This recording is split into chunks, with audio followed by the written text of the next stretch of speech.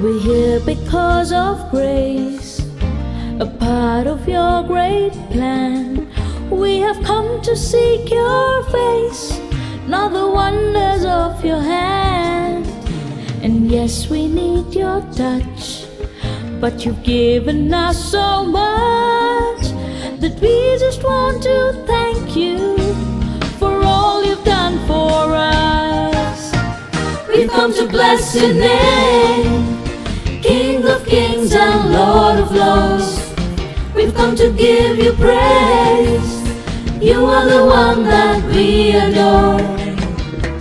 Oh Lord, cleanse our hearts with fire and fill us with desire for your post and for your presence in our lives.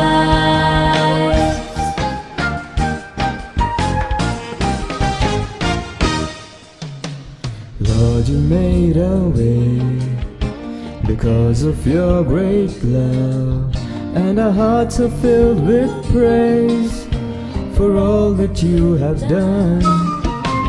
There is none like you, so faithful and so true, and we just want to thank you for all you brought us through. We've come to bless your name, King of kings and Lord of lords. We've come to give you praise. You are the one that we adore. Oh Lord, cleanse our hearts with fire and fill us with desire for your cause, for your presence in our lives. Good morning, friends, and welcome to this Eucharistic celebration. This Mass is offered for the following intentions. Thanksgiving on a wedding anniversary, 2 intentions. Deceased members of Almeida and Vaz family. Thanksgiving to Saint Anthony, soul of all Nesteda Esteviro, soul of Augustine Nesteda Esteviro, soul of Marcus Baptista. Thanksgiving in honor of Sacred Heart of Jesus, soul of Frederick de Souza, soul of Rosario Fernandez, first death anniversary, soul of Angeline Fernandez, soul of Archie Fernandez, soul of Clifford and Dennis de Souza, deceased members of Falcao family, soul of Elizabeth Sequeira, and soul of Celine Brito. We also pray for the good health of all the sick in our parish. In the name of the Father, and of the Son, and of the Holy Spirit. Amen. The grace of our Lord Jesus Christ and the love of God and the communion of the Holy Spirit be with you all. And with your spirit. My dear friends, today we celebrate the feast of Christ, the universal King. As Christians, we are called to listen to this King and submit totally to Him. He is our good shepherd. He always cares for us. We are to listen to Him, to follow Him, and walk His way. For the time that we have not listened to His voice, for the time that we have strayed away, there are moments when we have rejected Him at some moment of our lives. We ask the Lord for pardon and ask Him also His grace to submit ourselves to this great King.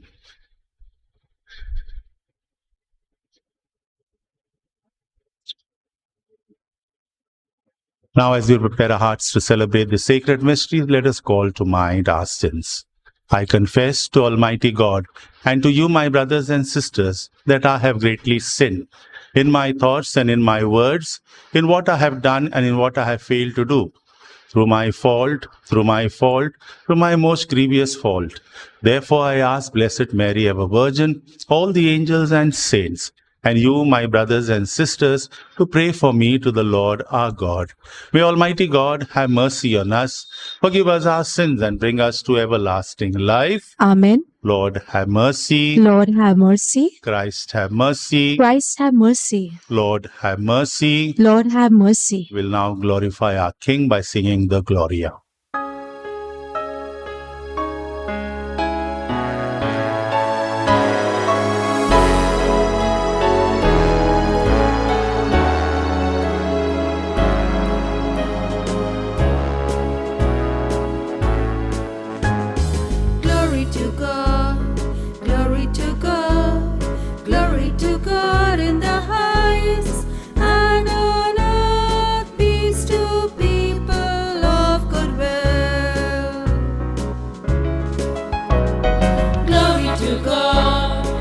Glory to God, glory to God in the highest, and on earth peace to people of good will.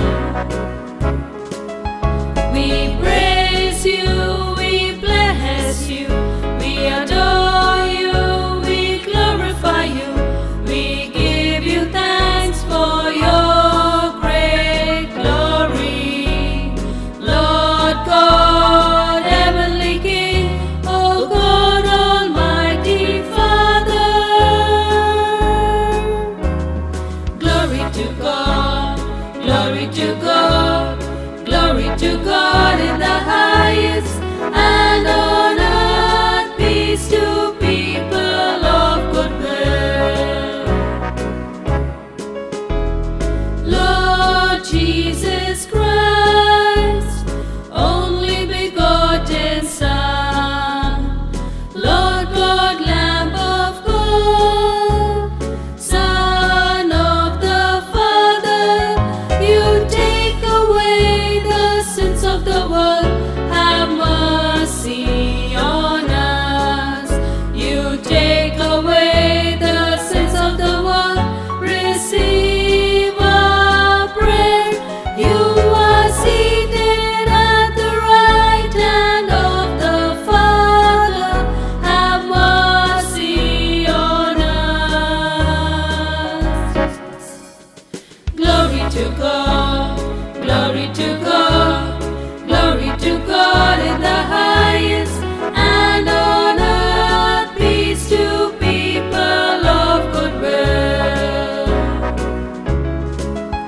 For you alone are the Holy One, you alone are the Lord, you alone are the Most High, Jesus Christ, with the Holy Spirit in the glory of God the Father. Glory to God, glory to God, glory to God in the highest, and on earth peace to people of good will. Amen. Amen. Amen.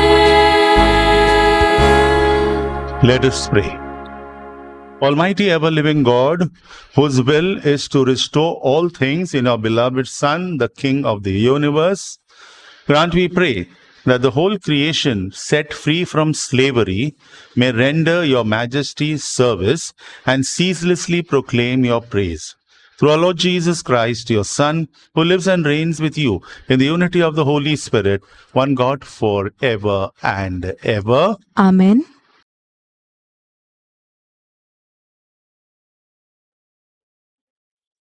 A reading from the prophet Ezekiel.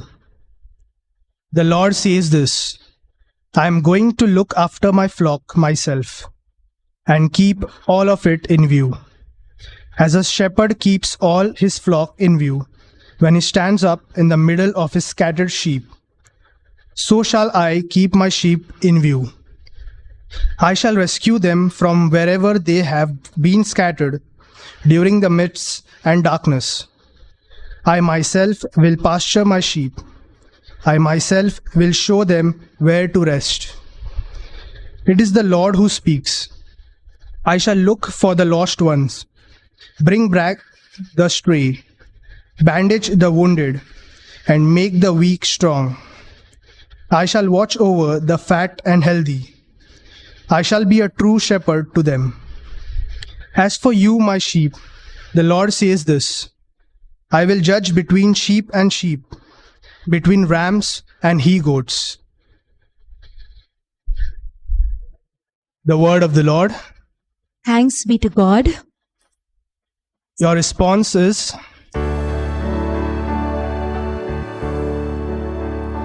The Lord is my shepherd, there is nothing I shall want. Fresh and green pastures where He gives me repose. Near restful waters He leads me to revive my drooping spirit. The Lord is my shepherd, there is nothing I shall want. Yes, the Lord is my shepherd, there is nothing I shall want. He guides me along what He knows to be right. If I walk in the darkness, no evil would I fear. I know that He will be there with His crook and with His staff. The Lord is my shepherd, there is nothing I shall want. Yes, the Lord is my shepherd, there is nothing I shall want. The Lord has prepared such a banquet for me. Surely goodness and kindness shall follow after me. In the Lord's own house shall I dwell all the days of my life.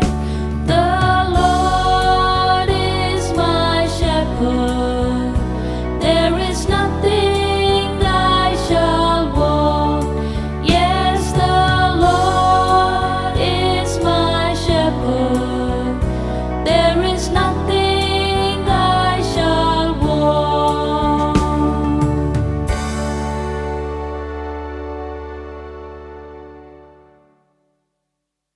A reading from the first letter of St. Paul to the Corinthians.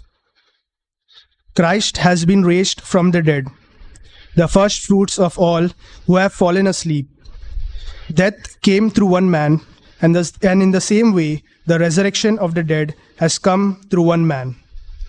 Just as all men died in Adam, so all men will be brought to life in Christ. But all of them in their proper order.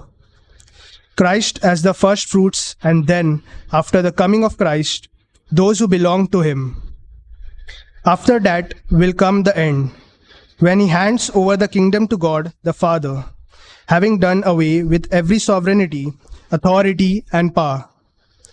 For He must be king until He has put all His enemies under His feet, and the last of the enemies to be destroyed is death. And when everything is subjected to Him, then the Son Himself will be subject in His turn to the one who subjected all these things to Him, so that God may be all in all. The word of the Lord. Thanks be to God. Kindly rise for the Gospel.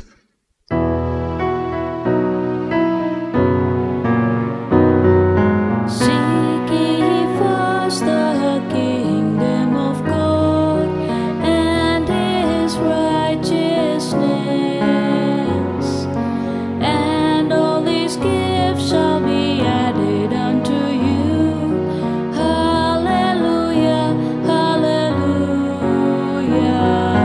hallelujah,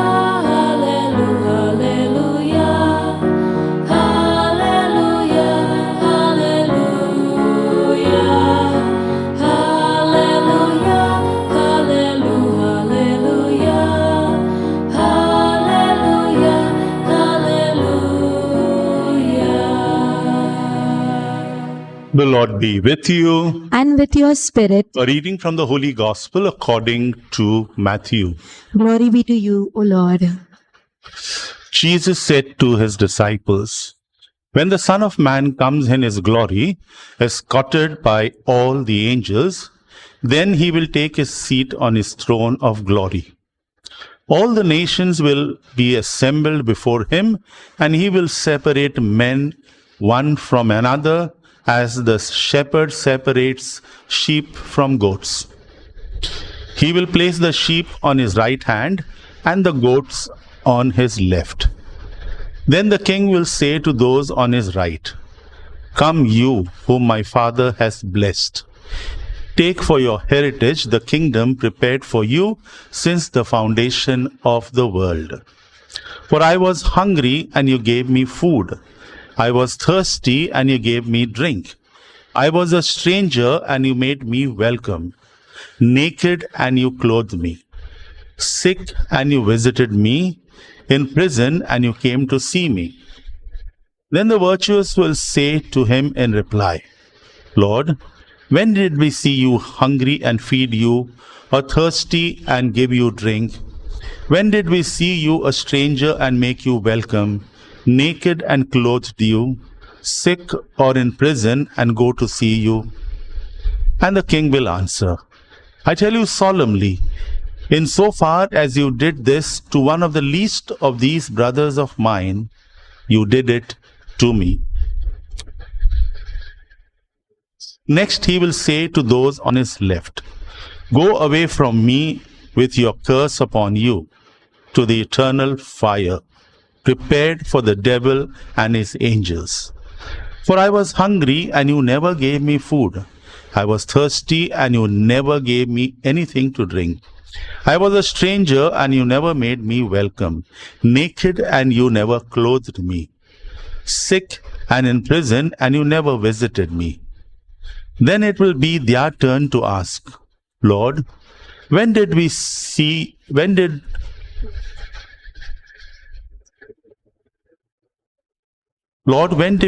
you hungry or thirsty, a stranger or naked, sick or in prison, and did not come to your help?" Then he will answer, "I tell you solemnly, insofar as you neglected to do this to one of the least of these, you neglected to do it to me." And they will go away to eternal punishment, and the virtuous to eternal life. The Gospel of the Lord. Praise to you, Lord Jesus Christ. Today we celebrate the feast of Christ, the universal King. Let us understand the kingship of Jesus. Then the demand made on us by his kingdom. This is very important for us to understand. We call him King. Who is this King? Is Jesus the King? I am going to present to you biblical proof, because there is sometimes ambiguity whether he is a king or not, and what kind of king he is. Let's go to John 18:37. Pilate said to him, "So you are a king?" Jesus answered, "You say that I am a king?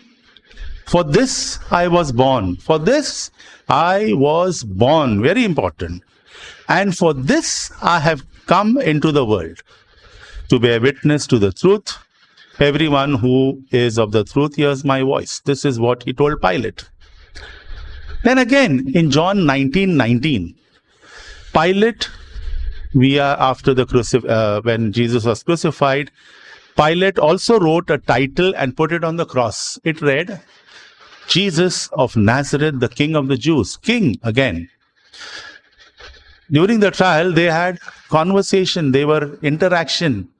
Finally, Pilate wrote this on the cross. For whatever reason, but he wrote this. Then we remember this famous story. Now Christmas will come, and then, we have the story of the 3 wise men coming from the east. You see, Jesus was born in Bethlehem, and these 3 kings came, and they asked, "Where is the child to be born King of the Jews?" They asked. "No, we have come all the way to pay him homage." You see, those 3 kings recognized, they seen the star rising, and so They came to pay homage to a king. Herod was disturbed, we are told. So, Jesus is the king. But then why did he run away? We know in John chapter 6, I'm using a lot of biblical base today. Because in John 6, after he feeds the 5,000, we are told the people were coming to make him forcibly to make him a king. And we are told Jesus quietly disappears from there. Why? Why doesn't he accept they are called to be a king? You see, because there is a problem in the concept. Their concept of a king is different. And Jesus, though he said, I have come into this world as a king, his concept of being a king was different. He did not want to reveal to them at that moment, but gradually he would reveal to them what kind of king he was. So that is the reason he refused and he just disappeared. So Jesus is the king. Okay, that is what we are celebrating today, the feast of Christ, the universal king. We come to that. Universal also is very important to understand, because not only king but a universal king. Now let us understand about the nature of his kingdom, because I said the concept that the Jews had of a king was different from the concept that Jesus had about a king. So we'll understand the nature of his kingdom. If Jesus, first of all, if Jesus is the king, then he must have a kingdom. Obviously, there cannot be a king without a kingdom. So there is a kingdom, and that is why he is the king. Let us look at some biblical basis for what kind of kingdom is talking about. John chapter 18 verse 36. Jesus answered, same Pilate, my kingship is not of this world, not of this world. He did not say not in this world, not of this world. If my kingdom were of this world, my servants would fight that I might not be handed over to the Jews. And again he repeats, but my kingship is not from the world. So his kingship is not the worldly kingship. When we talk about worldly kingship, we are talking about various nations, no? They have their boundaries and, they have their own kings, they have their own presidents, they may have their prime minister, the administrative system may be different, but they have their limitations and, that kind. So my kingdom is not like that of the world. So we are coming to that. Now, if this world is not where the kingdom of God is, no? If not of this world, then where is it? We have, for thousands of 2,000 years, we have tested our imagination to an extent where we have created our own understanding of this kingdom. For us, because Matthew uses kingdom of heaven, but Luke would use kingdom of God. So, what is for us kingdom of God? At present, we must ask ourselves, what do I understand when I say kingdom of God? Is he talking about, when Jesus said not of this world, is he talking of heaven, or as some of us may think? Correct, no. For many, kingdom of God is a place where God lives. True. The kingdom of God is a place where God dwells. Yes. But it is some place up and outside the world. When we have a concept, our concept of heaven is what? Some place, maybe for many of us, it is a physical place which is outside the world. It has a pearly gate. You have to enter through a gate. That kingdom, you have to enter through a gate where Peter will stand, we are told. Then, the pavements of heaven are made of gold. Correct? Mansions are there. We have gone to the limits of our imagination to describe what heaven is. Is it biblical? You don't know.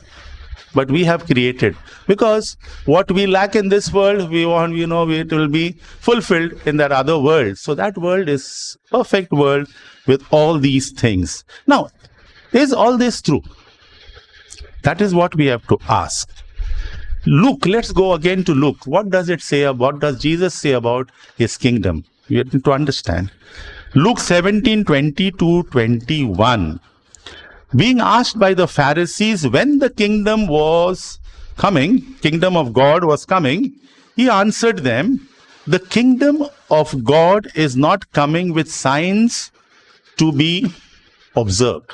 So, the kingdom of God will come with all these signs, earthquakes and all those things, no, that we are told. Nor will they say, this is important, nor will they say, look, here it is. Look, there it is. No, many will say, look, here it is. Look, there it is. What Jesus says, for behold, the kingdom of God is in the midst of you. It is among you. The kingdom of God is among you. The kingdom of God is not like the kingdom of the world, but it is among you. Now let's go forward and understand today, better to understand. Remember in Matthew 18:20, Jesus said, where 2 or 3 are gathered in my name, there am I in their midst. So when people gather, Jesus' kingdom is there and he is present. This is how we have to understand. When we talk about the kingdom of God, now we are going a little further to understand a little more. Okay? When we talk about the kingdom of God, it is both present and future, because heaven means sometimes we think, the kingdom of God is coming with things about future, book of Revelation. No. The kingdom of God is a present reality. It is also a future reality. Now let's look at biblical evidence about this. Present. It is a present reality. The kingdom of God is already in your midst. That's what in the book of Gospel of Luke tells us how it is. Matthew 13:31-32. The parable of the mustard seed. Matthew 13 is full of parables talking about what the kingdom of God is, kingdom of heaven is. Correct? The whole of chapter 13, the sower and the seed, the weeds and the wheat, and the mustard and the seed, the yeast, and a lot of parables talking about what the kingdom of. So if you want to understand a little more, we need to read the full chapter of Matthew chapter 13. I'm reading 1 or 2 passages from there. So, Matthew 13:31-32. Another parable he put before them, saying, that means there were other parables, okay? The kingdom of heaven is like a grain of mustard seed. The kingdom of heaven is like a grain of mustard seed, which a man took and sowed in his field. It is the smallest of all the seed, but when it has grown, it is the greatest of shrubs and becomes a tree. So, the kingdom of God is like a seed planted, and it will grow and it will become a tree, so that the birds of the air come and make nest in its branches. I have no time to explain everything. It's a rich parable because it tells us all will come. This kingdom, when it is growing, it will attract people. You see, we are called, that is why we are told, we have to spread the gospel. We have to preach the gospel. We cannot force people to accept Jesus. But when we sow, and when we sow the seed and allow it to grow, which means we talk about Jesus, we live the life of Jesus, it will attract people. Birds of the air, you know what, birds have no limit. No, they don't have visa, they don't have a citizenship of one country. They can go anywhere. No, birds, there is no. So you must understand what the gospel is telling us, this parable. All will come. And today it is becoming a reality. I will not go into this thing. And make nest in the branches. So this is kingdom of heaven. Parable.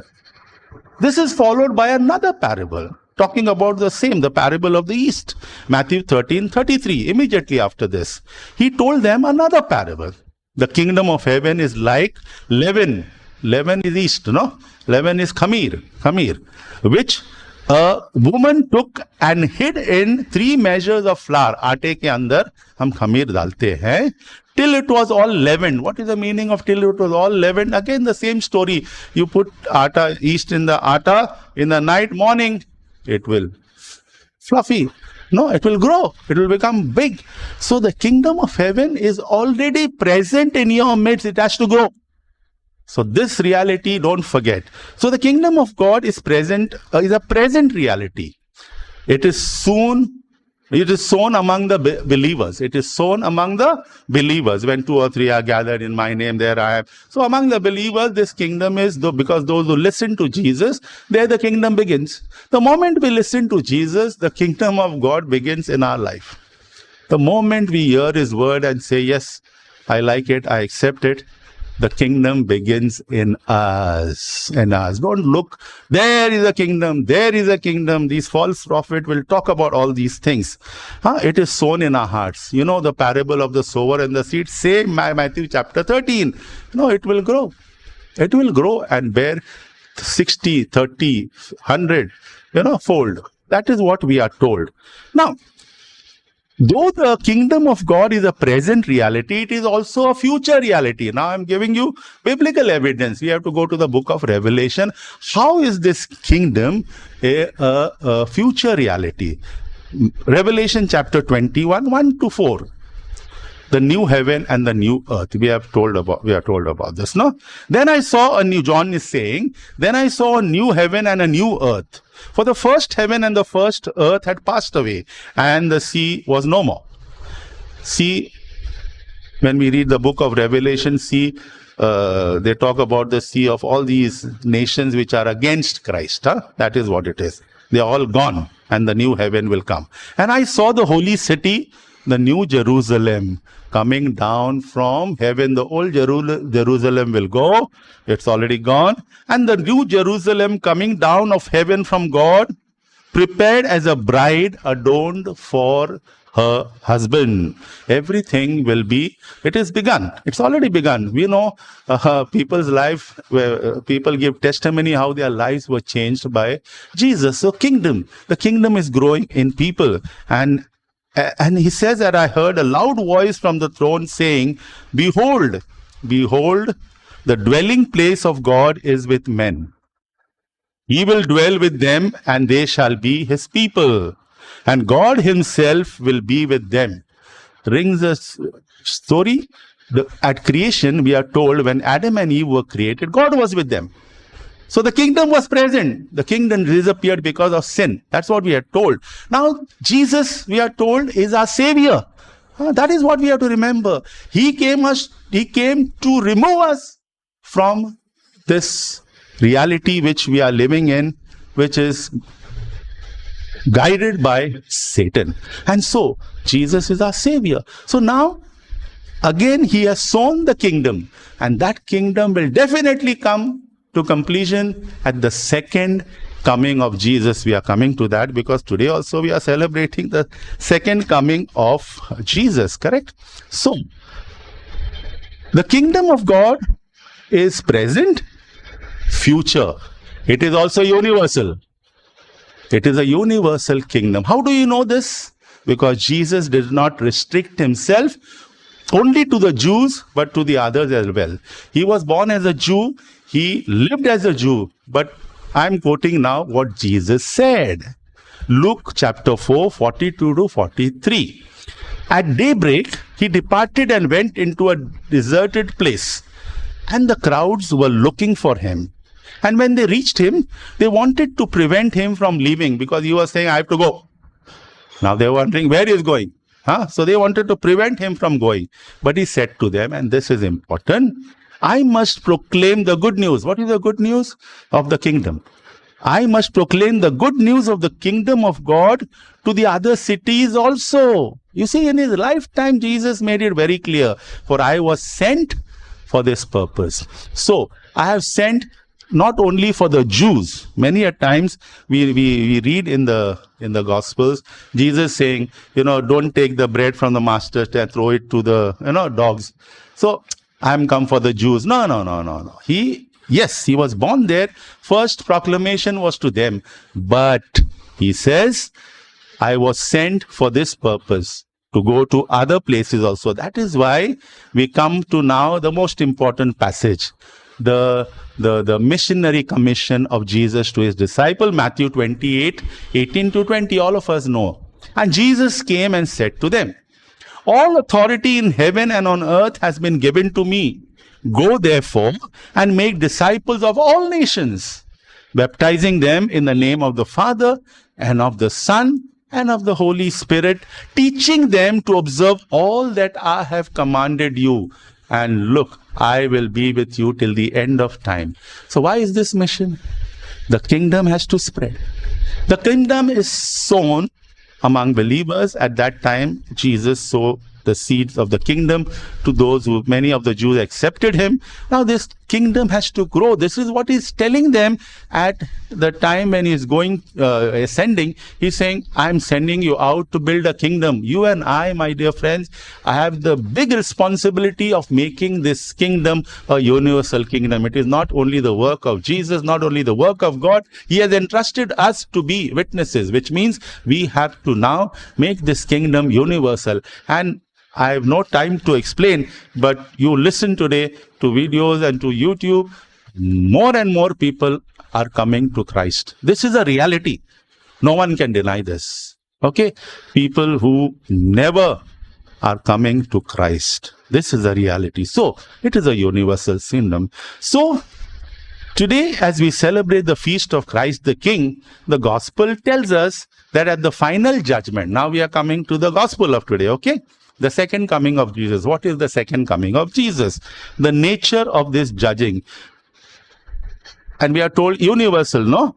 All the nations will be gathered before him. We are told all the nations will be, when he comes the second time, is today's gospel, all the nations, the gospel begins like this. All the nations will be gathered before him, and he will be the judge sitting on the throne, judging all the nations, universal kingdom. Now, what will be the criteria? That is important also. Now we are called to live this kingdom in this world. We are called to live this kingdom in this world. How are we supposed to live this kingdom so that at the end, when the kingdom is renewed, we will be part of that kingdom which is renewed. And if we want to be part of that kingdom which is renewed, then this is the criteria. He will come again to judge. We say, no, he will come again to judge the living and the dead. What is the criteria? We know in the parable of today. No? This is one of the most vivid parables Jesus ever spoke. And the lesson is crystal clear. There is no duality in this. It's not like, says something and the meaning is something. What is said is the meaning of it. Dvida nahi hai iske andar. Clear hai. And that God will judge us in accordance. How will God judge us? In accordance with our reaction to human need. Correct or no? We saw all the criteria. Response to reaction to human need.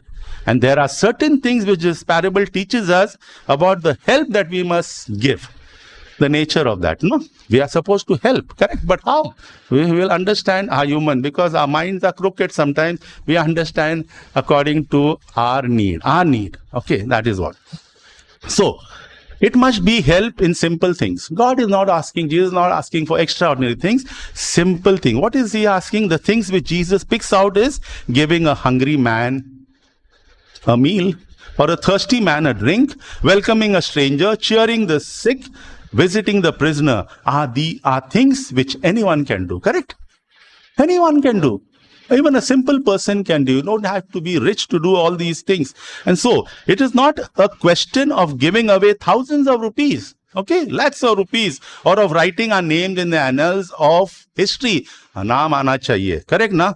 It is a case of giving simple help to the people we meet every day. It's a daily affair. It's a daily affair. There never was a parable which so opened the way to the glory to the simplest of people. See, the entry into heaven is universal. All can do it. And it is very simple as today. It must be help which is uncalculating. When we give, it should be uncalculating. This is what we are told. How do we know this? Sometimes we give only during Lent. Our hand goes into the pocket. During Advent. Okay, second collection, whatever it is. This is calculating. What does it mean, uncalculating? This means those who helped did not think that they were helping Christ. Those who were helping, those who were on the right, they did not think they were helping Christ, and thus piling up eternal merit. Correct? We do that, no? I want some faida from this. They helped because they could not stop themselves. They helped because they could not stop themselves. It was the natural, instinctive, quite uncalculating reaction of the loving heart. Dil hai ke manta nahi. Correct? When they saw something there, their heart would not allow them to pass that way. They were not like that rich man and the story of rich man and the story of Lazarus. This Lazarus was sitting at the gate of the mansion of this rich man. He was passing there every day, maybe 2 or 3 times in a day, but he did not notice. Correct? Because his heart was somewhere else, enjoyment and all those things. So it is not like that. Whereas on the other hand, the attitude of those who failed to help was, now what did they say? Those who helped, they asked, no? When did we see, Lord, you hungry and thirsty? As they did not see, but they helped. And that is why enter into God's kingdom. But whereas on the other hand, the attitude of those who failed to help was, what did they say? When did we see you naked? When did we see you this thing? If we had known it was you, what they are saying in other words, if we knew that it was you, we would have gladly helped you. But we thought that it was only some common man who was not worth helping. Sometimes it can happen to us. It is still true that there are those who help if they are given praise and thanks and publicity. But to help like that is not help at all. It is to gratify our self-esteem.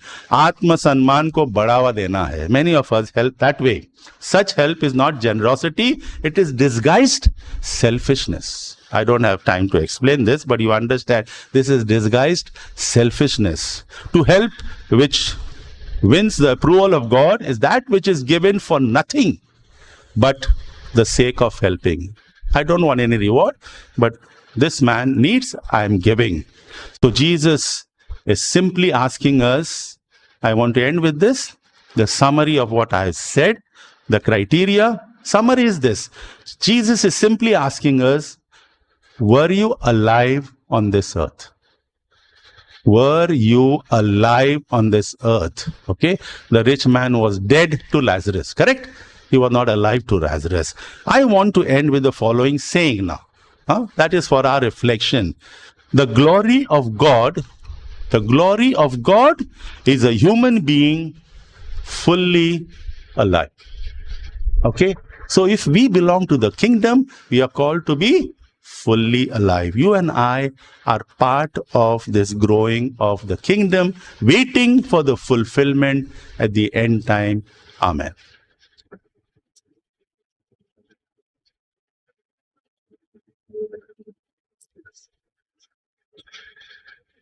We now profess our faith in God. I believe in God, the Father Almighty, creator of heaven and earth. I believe in Jesus Christ, his only Son, our Lord, who was conceived by the Holy Spirit and born of the Virgin Mary. He suffered under Pontius Pilate, was crucified, died, and was buried. He descended into hell. On the third day, he rose again from the dead. He ascended into heaven and is seated at the right hand of God the Father Almighty. From there he will come to judge the living and the dead. I believe in the Holy Spirit, the Holy Catholic Church, the communion of saints, the forgiveness of sins, the resurrection of the body, and the life everlasting. Amen. We now lift up our petitions to the Lord. For the Holy Catholic Church, for Pope Francis, our Pope, Oswald, our Bishop, and for all bishops, priests, deacons, and religious, we pray to the Lord. Lord, hear our prayer. For the leaders of our country and the world, that they may be guided in the ways of justice and peace, imitating Christ's love and mercy, we pray to the Lord. Lord, hear our prayer. For our celebration of the feast of Christ the King, that it would be a time of reflection on our crucified Lord and an opportunity for us to imitate his attitude of humility and service to others, we pray to the Lord. Lord, hear our prayer. For all the sick and suffering, the homeless, the unemployed, those suffering from addictions, and anyone in any kind of distress, we pray to the Lord. Lord, hear our prayer. For all those in our community, that we may follow in the footsteps of our Lord and serve those around us, we pray to the Lord. Lord, hear our prayer. For our own needs and intentions that we now recall in our hearts.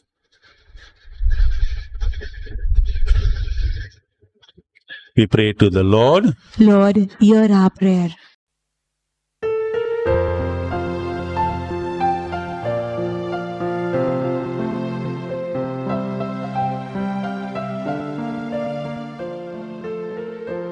Blessed are you, Lord God of all creation, for through your goodness we have received the bread we offer you, fruit of the earth and work of human hands, that will become for us the bread of life. Blessed be God forever.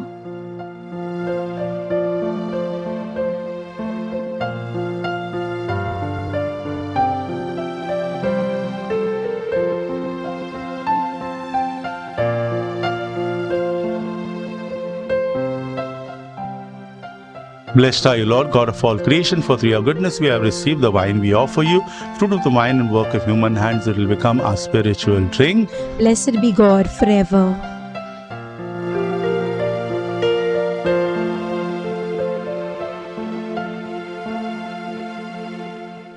Pray, my dear brothers and sisters, that my sacrifice and yours may be acceptable to God the Almighty Father. May the Lord accept the sacrifice at your hands for the praise and glory of his name, for our good and the good of all his holy church. As we offer you, O Lord, the sacrifice by which the human race is reconciled to you, we humbly pray that your Son himself may bestow on all nations the gifts of unity and peace through Christ our Lord. Amen. The Lord be with you. And with your spirit, Lift up your hearts. we lift them up to the Lord. Let us give thanks to the Lord our God. It is right and just. It is truly right and just, our duty and our salvation, always and everywhere to give you thanks, Lord, Holy Father, Almighty and eternal God. For you anointed your only begotten Son, our Lord Jesus Christ, with the oil of gladness, as eternal priest and King of all creation, so that by offering himself on the altar of the cross as a spotless sacrifice to bring us peace, he might accomplish the mysteries of human redemption, and making all created things subject to his rule, he might present to the immensity of your majesty an eternal and universal kingdom, a kingdom of truth and life, a kingdom of holiness and grace, a kingdom of justice, love and peace.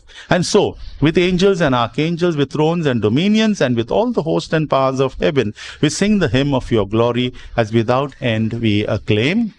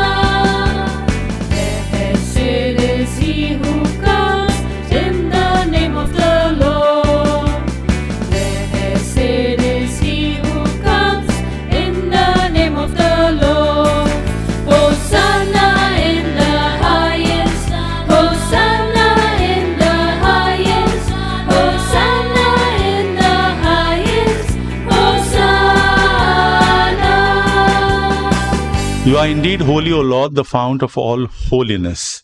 Make holy, therefore, these gifts, we pray, by sending down your Spirit upon them like the dewfall, so that they may become for us the body and blood of our Lord Jesus Christ. At the time he was betrayed and entered willingly into his passion, he took bread, and giving thanks, broke it, gave it to his disciples, saying, "Take this, all of you, and eat of it, for this is my body, which will be given up for you."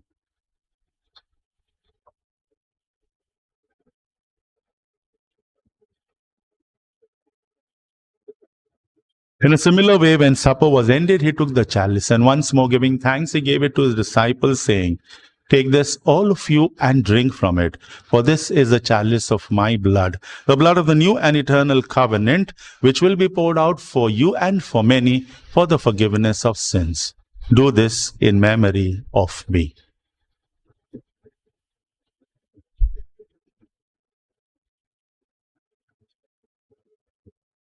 The mystery of faith. Save us, Savior of the world, for by your cross and resurrection you have set us free.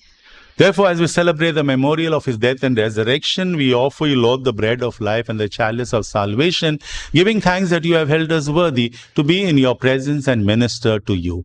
Humbly we pray that, partaking of the body and blood of Christ, we may be gathered into one by the Holy Spirit. Remember, Lord, your church spread throughout the world and bring her to the fullness of charity, together with Francis, our Pope, Oswald, our Bishop, and all the clergy. Remember our brothers and sisters who have fallen asleep in the hope of the resurrection, and all who have died in your mercy. Welcome them into the light of your face.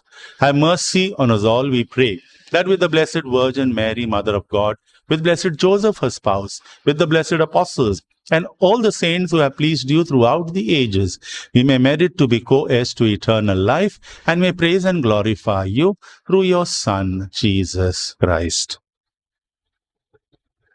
Through him and with him and in him, O God, Almighty Father, in the unity of the Holy Spirit, all glory and honor is yours forever and ever. Amen. At the Saviour's command and formed by divine teaching, we dare to say, Our Father, who art in heaven, hallowed be thy name. Thy kingdom come, thy will be done on earth as it is in heaven.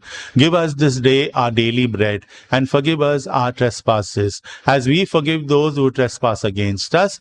And lead us not into temptation, but deliver us from evil. Deliver us, Lord, we pray, from every evil. Graciously grant peace in our days, that by the help of your mercy we may be always free from sin and safe from all distress, as we await the blessed hope and the coming of our Saviour Jesus Christ. For the kingdom, the power, and the glory are yours, now and forever. Lord Jesus Christ, who said to your apostles, Peace I leave you, my peace I give you. Look not on our sins, but on the faith of your church, and graciously grant her peace and unity in accordance with your will, who live and reign forever and ever. Amen. The peace of the Lord be with you always. And with your spirit. Let us offer each other the sign of peace. Lamb of God, you take away the sins of the world, have mercy on us. Lamb of God, you take away the sins of the world, have mercy on us. Lamb of God, you take away the sins of the world, grant us peace. Behold the Lamb of God, behold him who takes away the sins of the world. Blessed are those called to the supper of the Lamb. Lord, I am not worthy that you should enter under my roof, but only say the word, and my soul shall be healed.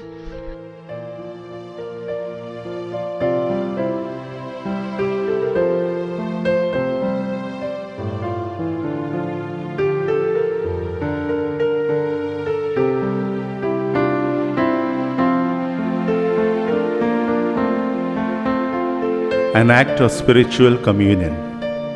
My Jesus, I believe that you are present in the most holy sacrament.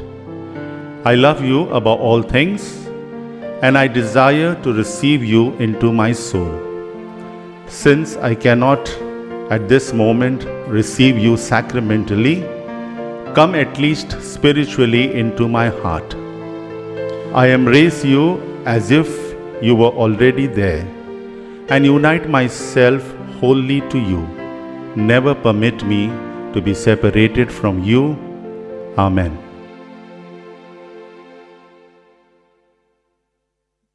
Let us pray. Having received the food of immortality, we ask, O Lord, that glorying in obedience to the commands of Jesus Christ, the King of the universe, we may live with him eternally in his heavenly kingdom, who lives and reigns forever and ever. Amen. The Lord be with you. And with your spirit. May Almighty God bless all of us. The Father, the Son, and the Holy Spirit. Amen. Go in the peace and love of Christ. Thanks be to God. Almighty and merciful God, who show your love to all creation everywhere, hear graciously the prayers we make for all those affected by the coronavirus in various parts of the world.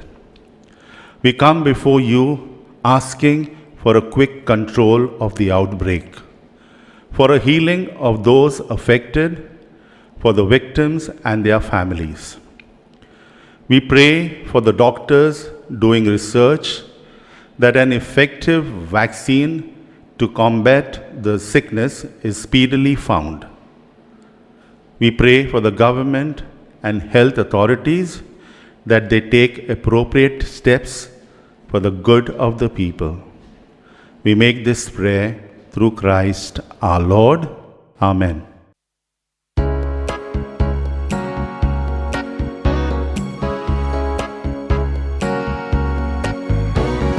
God is good. We